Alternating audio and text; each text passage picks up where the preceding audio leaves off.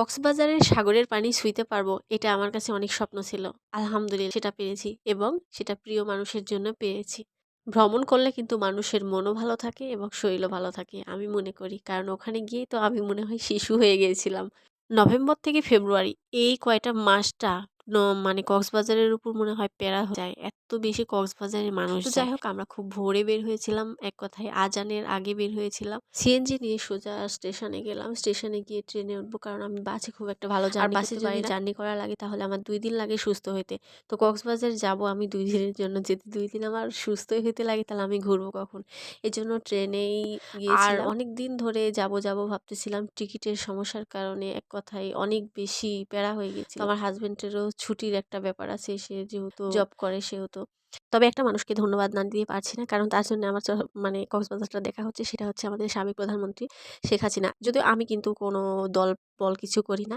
আর আমি কিন্তু কখনো ভোটও দিইনি। সেই চিন্তা করেন না যে ভোট দিয়ে আমি কথাটা বলতেছি। তো যাই হোক অনেক ধন্যবাদ। আর ফাইনালি আমরা হোটেলে ঢুকে সব জিনিসপত্র রেখে আমরা চলে আসলাম। জীবনের ১ম দেখা। কি বলবো? অনেক আশা ছিল, অনেক অপেক্ষা ছিল। ছোটবেলায় মানে অনেক শুনতাম, কক্সবাজার নাম শুনতাম। সেটা টিভিতে দেখতাম, সেটা হচ্ছে ক্যালেন্ডারে দেখতাম। কিন্তু বাস্তবে কখনো দেখবো এটা আমি কল্পনা করতে পারিনি। ১ম এ দেখার পর আমার বিশ্বাস করবেন না মানে আমার অনুভূতিটা যে কি ছিল সেটা আমি ভাষায় প্রকাশ করতে পারব না। কারণ অনেকে অনেক কথা আমারে বলেছে। কারণ আমি রিলেশন করে বিয়ে করেছি প্লাস হচ্ছে চট্টগ্রামে থাকি কেন কক্সবাজার যায় না। কিন্তু সবাই সবকিছু বোঝে না, কাউকে বোঝানো যায় না। সাধ্য থাকলেও সাধ্য থাকে না, আবার সাধ্য থাকলেও সেটা ইচ্ছাও করে না কখনো। আর চট্টগ্রামে যেহেতু আমি সি বিচে গেছি, তাই আমি মনে করতাম যে হয়তোবা সি বিচের মতো। কিন্তু এখানে এসে আমার সম্পূর্ণ ধারণাটা পাল্টে গেছে। আসলে জীবনে যদি কক্সবাজার না দেখা হতো, তাহলে আমি মনে করতাম অনেক কিছু আমি মনে হয় মিস করতাম। আমার মানে কাছে আমার যতটা ভালো লেগেছে আমি ততটুকু বলেছি।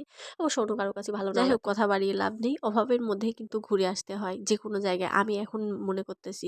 কারণ টাকা পয়সা থাকলে অনেক কাজে ব্যস্ত হয়ে যাবেন। আর এত সৌন্দর্য, এত এভাবে সৌন্দর্যটা দেখা মিস করবেন। দেখেন আমার ছেলে ভাবতেছে যে কি করবে?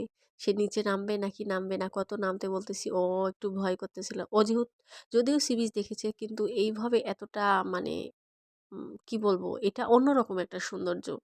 সি বিচের একটা সৌন্দর্য কিন্তু এটার অন্যরকম একটা সৌন্দর্য। এর মাঝে একটা বল এসে উকি দিচ্ছে আমাদের যে, "মারো।" তো ফাইনালি আমি মারলাম। আমার ছেলে তো আমার উপর খুব রাগ। এই তো সাগরের ঢেউ। সময় থাকতে বয়স থাকতে ঘুরে আসুন। না হলে বয়স হয়ে গেলে কোথাও ঘুরতে যেতে পারবেন না। তখন কিন্তু টাকার দরকার হবে ওষুধ কেনার জন্যে, ঘোরার জন্যে নয়।